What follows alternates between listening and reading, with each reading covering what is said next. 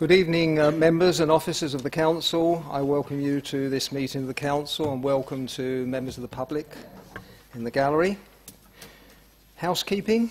If the fire alarm is activated, please vacate the offices via the stairs, either through the security doors to the right or opposite the lifts in the foyer. Please do not use the lifts. Please assemble in Hawley Square or on the green. Officers will assist you and advise when it is deemed safe to return to the chamber. The proceedings of this meeting will be recorded and subsequently broadcast on the internet. Would everyone present please ensure their mobile phones are turned to silent and that they are not used to make or receive phone calls in the chamber whilst this meeting is in progress. We've missed the bit about filming. Does anyone wish to film this evening? Thank you. In that case, I haven't got the script in front of me, but if anyone doesn't wish to be caught on camera, then they should leave the chamber. And I would remind those filming that if there are any children, which I can't see in the public gallery, they should refrain from including those in any of their frames. Thank you. Agenda item 1, apologies for absence. Apologies have been received from the following councillors: Councillor Bainbridge, Keith Coleman-Cook, Curran, Edwards, Evans, Shonk and Hillman. Are there any other apologies for absence? Mr. Chairman, Councillors Della, Glenn Coleman-Cook, Grove and Townend. Councillor Piper, did I see your hand up? Thank you, Mr. Chairman. Councillor Roy Potts. Thank you. Agenda item 2, declarations of interest. Are there any declarations of interest?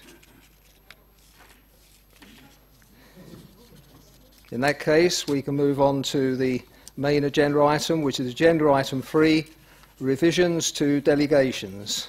I call upon Mr. Howes, Director of Corporate Governance and Monitoring Officer. Mr. Howes. Thank you, Chairman. This report is brought to Council following the decision on the 15th of October not to declare a vacancy in the Margate Central Ward. That position is untenable because it places the Council in breach of its statutory obligations to declare a vacancy. In order to move matters forward, the proposal before members tonight is to delegate the authority for declaring vacancies arising under Section 86 of the Local Government Act 1972 to the Chief Executive. Thank you, Chairman.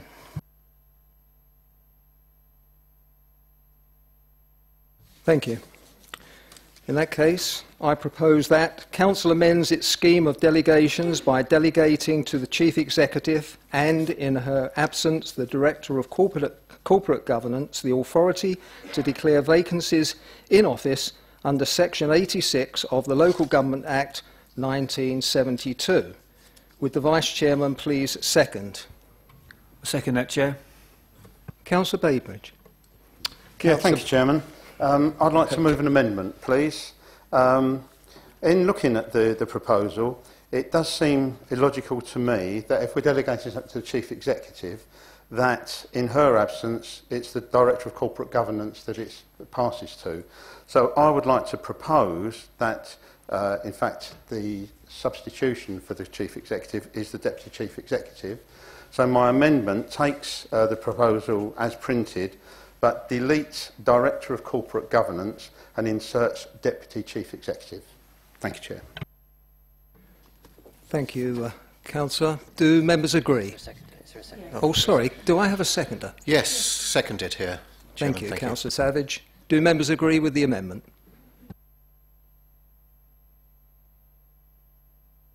In that case, I'll go to the vote. All those members... Sorry. Mr. Chairman, I'm sorry. This is a vote on the amendment. Well, yeah, except you haven't invited, my point is that you haven't invited even a debate or comment from anybody else. You move straight from a proposal to a seconder to a vote. I would have thought it is incumbent upon your position to offer the decision and discussion for an amendment for debate.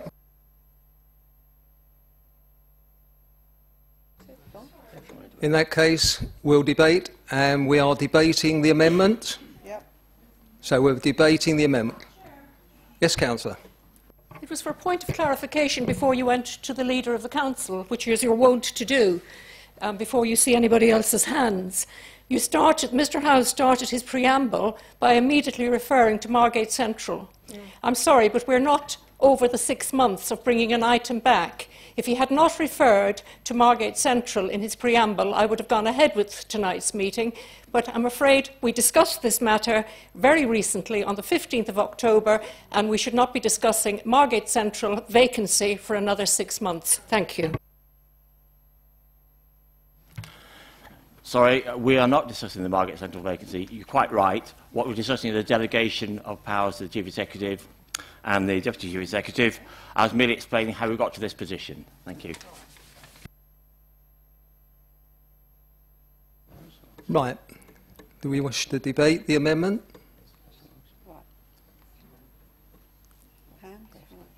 Councillor? Yes, Councillor Larkin. Thank you. Good evening. First of all, I'd just like to say that, you know, why was Councillor Venables accepted? Not relevant. Sorry, we're debating the agenda items. That's not relevant, and we really don't want any reference to other issues.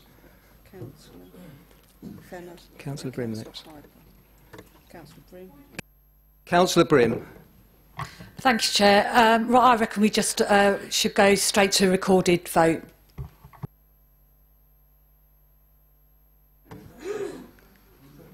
Councillor Fenner was next. Thank you. I would just like to say that for me, this amendment doesn't really change anything that is at debate tonight, considering the delegation of power to a non-elected member. So I will be voting against this amendment. Thank you.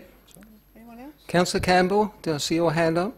Yeah, thank you, Chair. Yes, it's about the viability of a post of Deputy Chief Executive. I mean, if we're actually delegating to the Deputy Chief Executive, there was a time not so long ago when we actually got rid of the post. There was no Deputy Chief Executive, whereas the original proposition is to a post that constantly and must by law exist. Now, the problems that we could face if we do delegate to the Deputy Chief Executive, at a later date we may actually decide that we do not need a Deputy Chief Executive anymore, as we have done quite recently in the past. Therefore, I think that what we're doing is we're putting our council into a situation that is less stable than it would be under the original proposition. I think Councillor Johnson and then Councillor Matterface. Councillor Johnson. Thank you very much for allowing me to come back. We have a constitutional working party, and usually when such decisions and amendments are required, they go to the constitutional working party, they then go to the standards committee, and if we endorse them, they then come to full council. In all my experience, that has been the system of this council. The purpose of a monitoring officer is to ensure, obviously, lawfulness and fairness. And what we have seen recently in this council is anything but fair to the electorate in my ward. I will not go into detail, despite the fact the monitoring officer has referred to that situation. I think we're wondering, Councillor Johnson, can you make the point? I'm not wondering, I will be wondering in May, thank you very much, but I'm not wondering tonight. What I think is this amendment was thrown very quickly in to scupper us. I will be opposing the amendment, and I will be opposing in its entirety giving such strong delegations to one officer, which could affect all of us, all 56 of us as councillors, where we wouldn't know why someone was disqualified, we wouldn't know why a vacancy was declared. We have always been able to declare a vacancy and a casual vacancy at full council if needed, but there would always be an explanation. We haven't been doing it in recent years. Can we wind up, Councillor Johnson, please? The wind-up is that if you need to know there's a vacancy, you have to look on the board outside, in the window outside. I am totally opposed to the amendment, which is obviously quite a slippery way around. Are you referring to the amendment, Councillor? I am speaking to the amendment. You seem to be wandering. If the original proposition failed, there'd be no need for an amendment. The amendment is to try and scupper us voting on the main text of this, which I'm totally opposed to. Councillor Campbell, did you want to come back?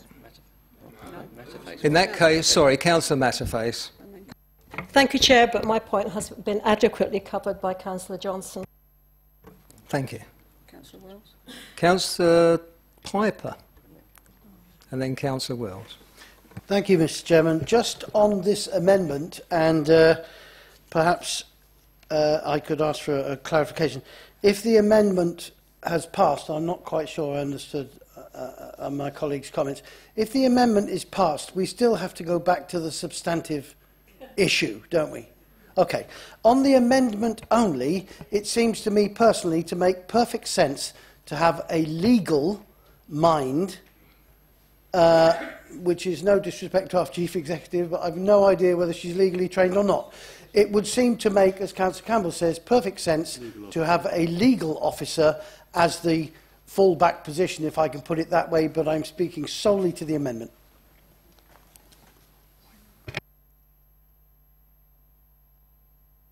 Councillor Wells.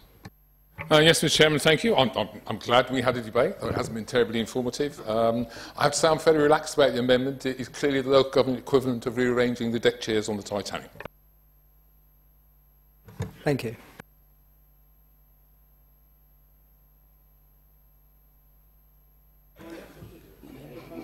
Yes, Councillor Bayford. Sorry.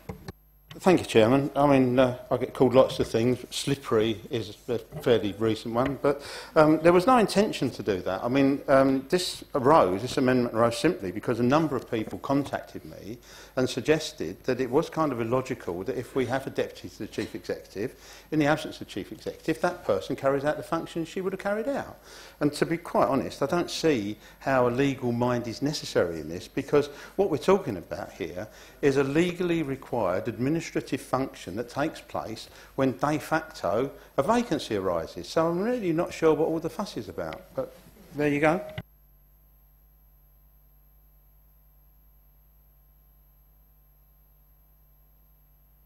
Right, in that case, we'll vote on the amendment.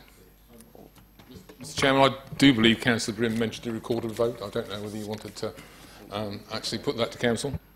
Move straight to the vote. Wasn't seconded. Wasn't seconded.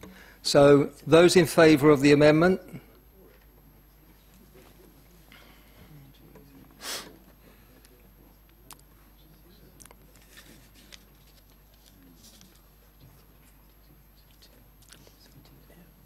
Okay, let's add me to that.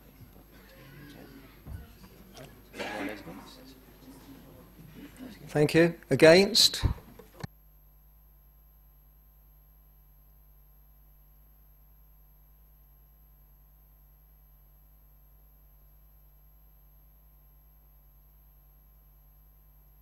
Abstentions?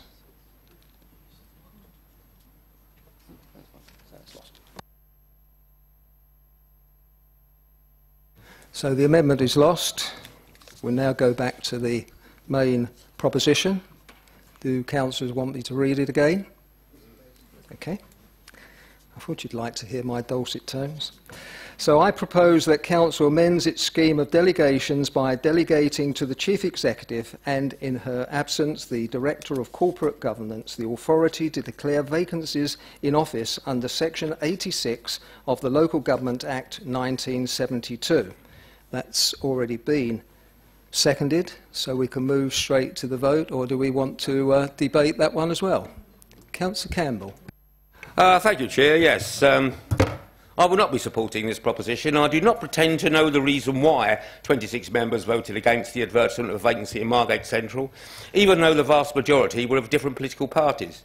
But I assume, like me, they believe that injustice had occurred and that the appropriate process and practice had not been followed, and that the council had disqualified a bit unjustly, and therefore I believe that in these circumstances the decision to announce a vacancy should remain the decision of full council and not delegated to officers. Right. Okay. Thank you, Thank you, Councillor. That wasn't to the agenda item, but yes. Councillor Larkin. Hello again, everybody. Yes. What really puzzled me is that Councillor Venables No, we're not talking. There's totally different. We're talking to the. That's nothing to do with the item on the agenda this evening. But that's a totally different. No, sorry, that's a totally different matter. That's what's instigating all this. No, not at all. Councillor Constantine.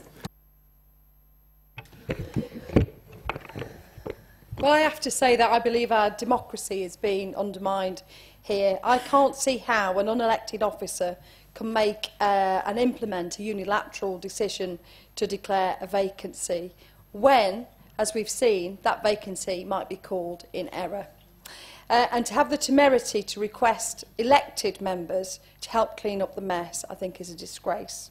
And I've been told by email that I could be taken to court for my legitimate vote, and I think that's quite wrong. And I think we need to be sure that we don't undermine our basic democracy.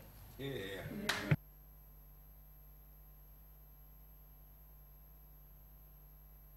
Councillor Bayford. Right, thank you, Chairman. I will be voting for the motion tonight. No secret about that. And to me, I said it before, and I still don't really understand what all the fuss is about. Because if there is a disqualification, or a member dies, or moves, doesn't attend for 6 months or whatever, or resigns, then a vacancy is created, and all that's happening here is that we're being asked to delegate to the Chief Executive the task of declaring that vacancy, not deciding whether there's a vacancy or not, declaring it. So, to me, it's a simple administrative, legally required action that sensibly just gets carried out automatically. Now, Borough Room lawyers have been working overtime this afternoon and pointing out that if we pass this tonight, we'll be out of step with Dover District Council. And they're absolutely right, we will.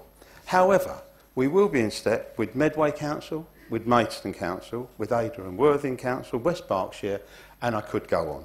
The fact is, to me, I think this is a very sensible thing to do, streamlines the work in this council, stops the politics coming into what is a very simple, legally required administrative function. So I will definitely be voting for it. Thank you, Councillor Bayford. Councillor Johnson. Thank you very much, Chairman. As I've previously said, I will be voting against this, mostly because of my experience of this council. But also under 1.1 in the introduction to this, it refers to a vacancy in office where a councillor ceases to be qualified as a member, becomes disqualified for being a member, or ceases to be a member by reason of failure to attend meetings.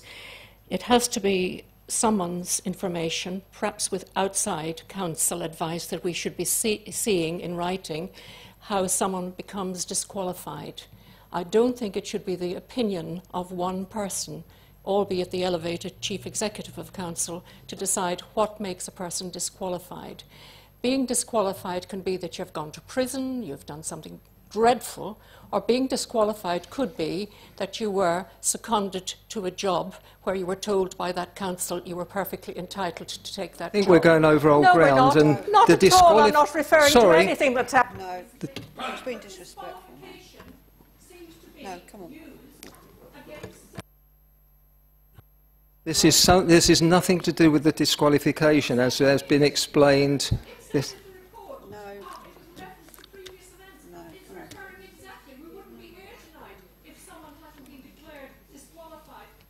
You need to.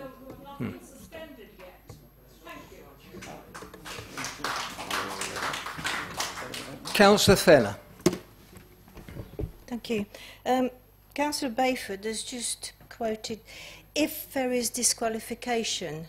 Now, how do we know how the decision to disqualify a councillor has been made? What evidence do the councillors have that the disqualification is valid? If we're going to go immediately to delegated powers to the chief executive, I don't see that as part of this evening's agenda item. That may be a matter for discussion elsewhere. Delegated powers to the chief executive are exactly what I'm talking about, because us councillors would not be in that situation, given the evidence, what backs the decision to disqualify a councillor. I don't think I've seen the evidence. I don't think any of the council has. And that is exactly the point. That is a totally different item that's outside this chamber, being dealt with by other courts, not this one.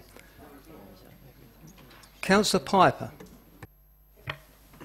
Thank you, Mr. Chairman. I sincerely wish we were not having this debate tonight, but circumstances have led us where we are today. It is important that we only debate the agenda item that's in front of us.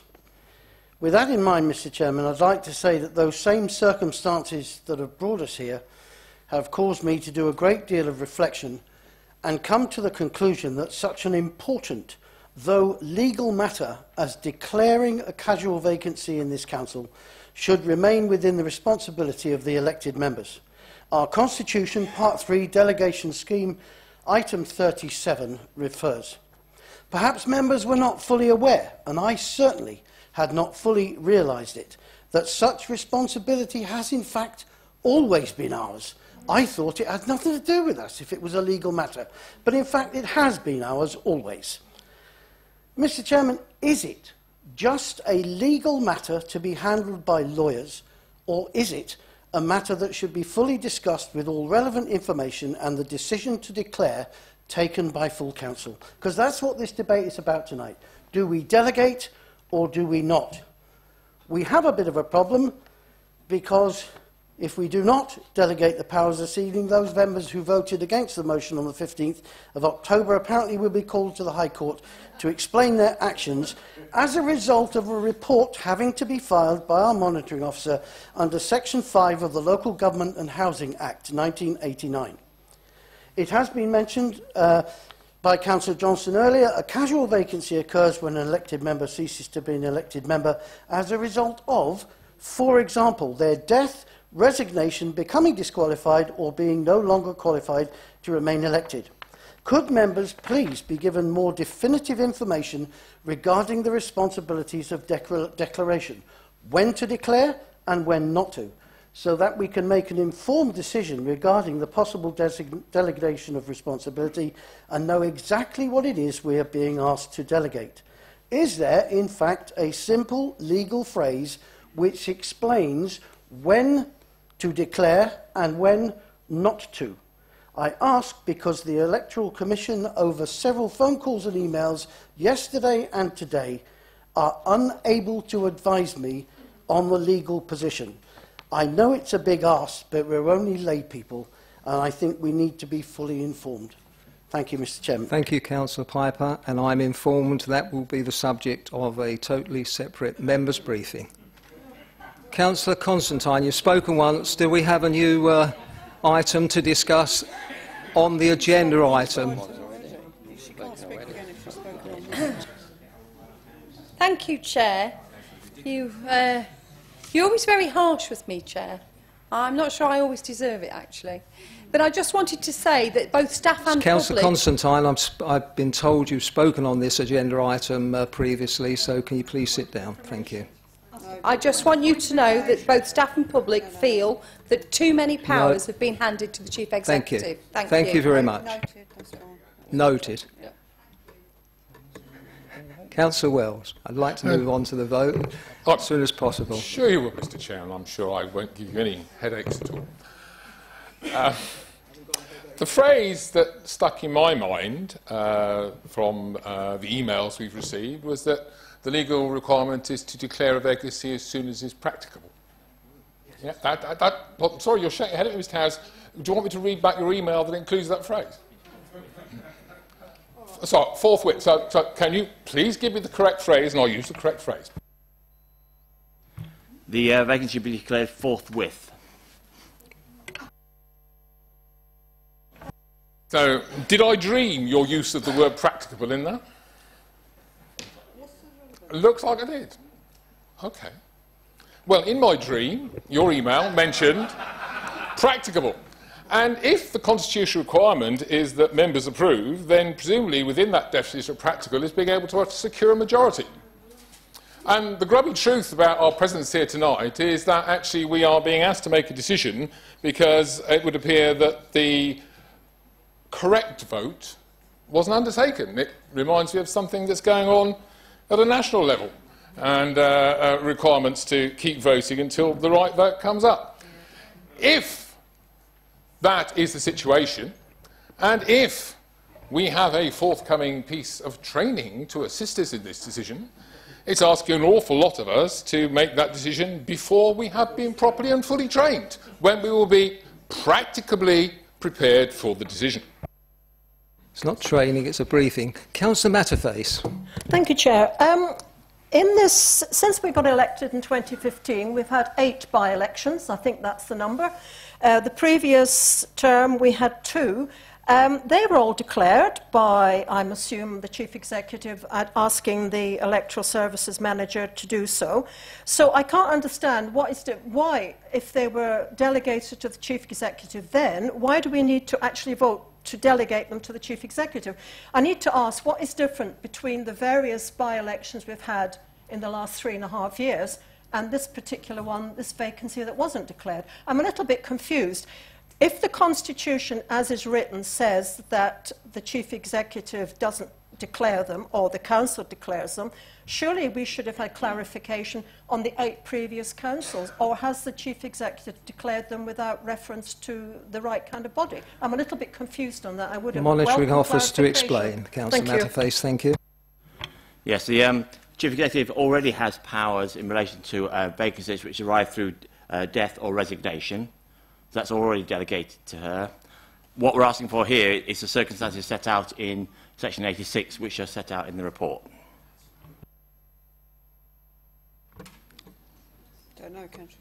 You haven't, I'm sorry, but you haven't answered my question. Because we have had members disqualified for not attending for 6 months. No. No? We did have a... Go to prison. No. We did, but go to prison. Hang on. Monitoring Officer will clarify. We had Councillor somebody. Matterface. Hang on. We had somebody who was disqualified for not attending for 6 months because they were otherwise detained. But that didn't come. I don't recall that coming to council. You're going to clarify. Yeah, sure. Yes, there was a situation where 2 councillors failed to attend meetings for getting on for 6 months, very close to 6 months, but prior to that 6 months expiring, they resigned.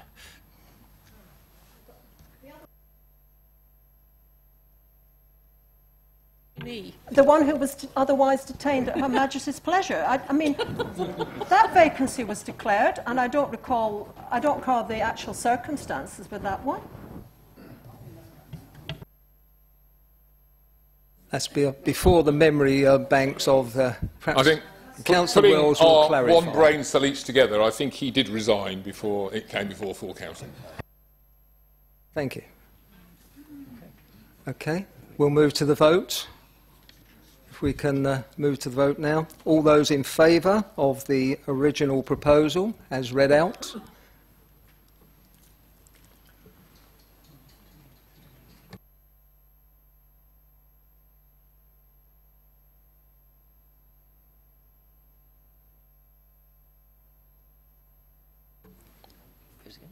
Okay, thank you. Those against?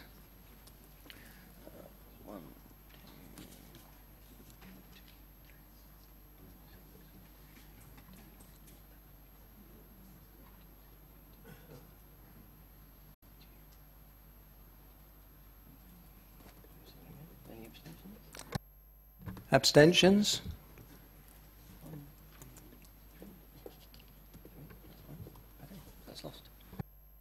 That motion's lost. And that concludes the business for the meeting of the Council this evening. Thank you.